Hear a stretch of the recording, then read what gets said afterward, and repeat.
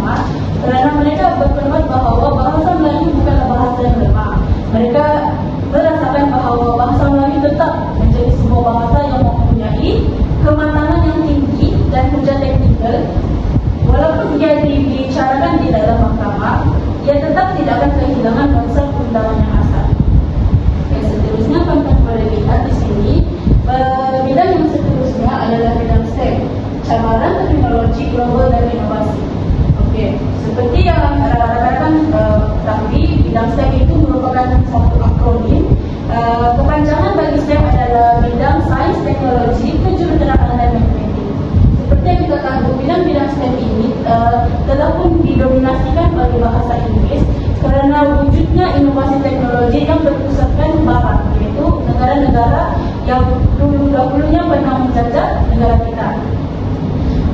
Oleh sebab wujudnya penekanan terhadap bahasa Inggeris ini, bahasa Melayu menyebabkan korpus bahasa Melayu dan bahasa rujukan telah mendahului usaha penterjemah bahasa Melayu. Di sini saya menjelaskan bahawa korpus bahasa-bahasa rujukan, khususnya bahasa Inggeris, telah mendahului usaha penterjemah bahasa Melayu. Seperti yang saya terangkan tadi, bahasa Melayu telah diubah dan mendapat 1 juta lebih korpus yang telah diubah. Namun, oleh sebab penekanan bahasa Inggeris itu lebih mendahului, menyebabkan para pendidik, para pelajar lebih cenderung untuk menggunakan bahasa Inggeris sebagai bahasa rujukan mereka untuk melakukan ataupun menganalisis kajian-kajian ataupun tugasan yang Indonesia. Hal ini sejajar dengan Samsudin Abdul Rahim dan Rosli Ismail pada tahun 2020. Bidang STEM ini telah mengalami dilema kerana berpunca daripada pergantungan kepada sumber rujukan global yang didominasi oleh bahasa Inggeris.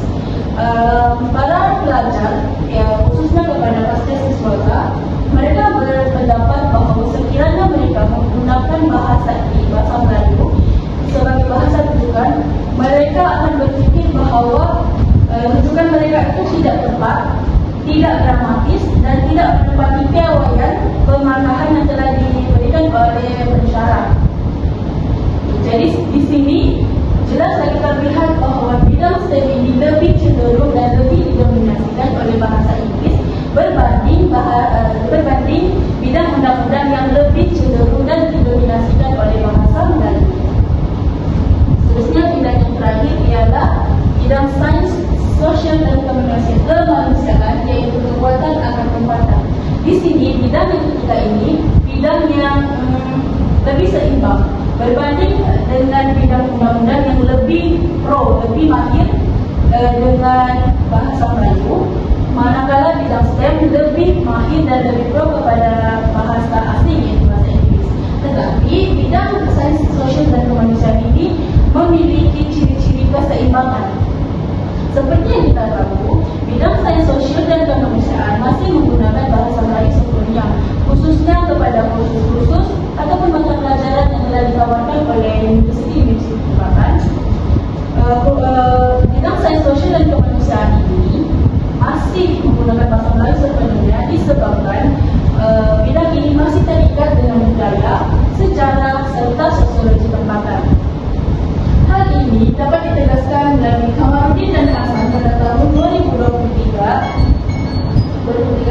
tegas mengatakan bahawa bidang ini telah mula menerima tekanan akibat peralihan bahasa daripada bahasa Melayu kepada bahasa Inggeris untuk meningkatkan situasi antara bangsa dalam kajian universiti. Seperti yang telah saya terangkan sebentar tadi, bidang ini memang masih menggunakan bahasa Melayu, tetapi oleh sebab mengikuti arus pemodelan, mengikut pembelajaran abad ke-21, bidang sains dan sosial ini telah menerima banyak penekanan peralihan bahasa daripada bahasa Melayu kepada bahasa Inggeris bagi meningkatkan para pengkaji dan pelajar untuk mencari situasi antara bangsa dalam kajian universiti berbanding bahasa Melayu.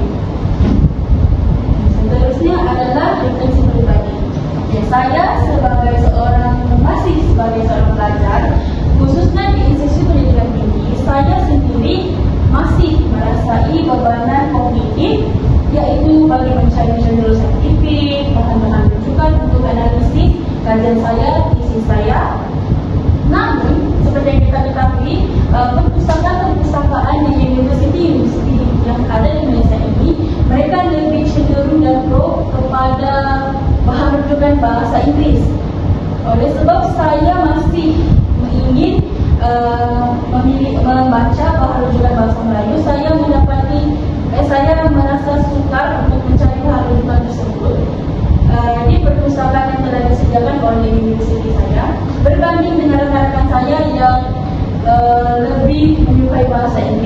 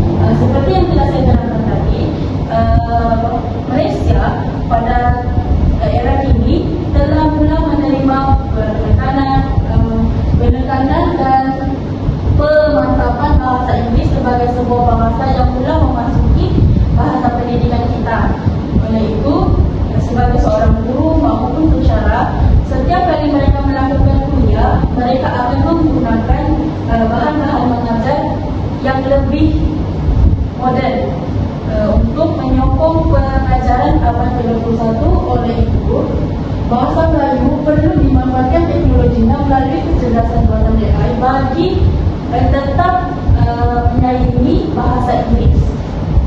Seterusnya, cadangan yang kedua adalah saya mencadangkan reformasi sistem meritokrasi dan penilaian akademik.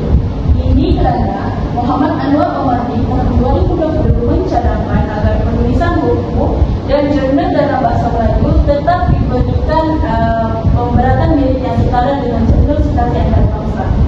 Ini saya cadangkan kerana sebentar tadi saya mengatakan bahawa para pelajar dan pensyarah ataupun pengkaji mereka lebih memilih untuk menggunakan bahan rujukan ataupun citasi antarabangsa kerana mereka berfikir bahawa bahasa Melayu ini sebagai bahan rujukan mungkin tidak menempati ketepatan data ataupun tidak mencukupi piawalannya sebagai bahan rujukan.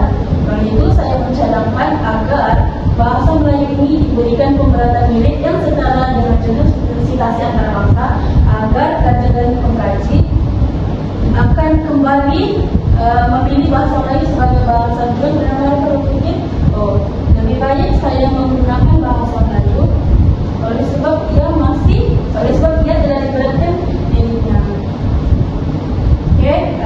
Kesimpulannya di sini bahasa Melayu bagi menjawab persoalan kajian saya tadi, iaitu bahasa Melayu sebagai bahasa ilmu, adakah ia sebuah realiti atau teori?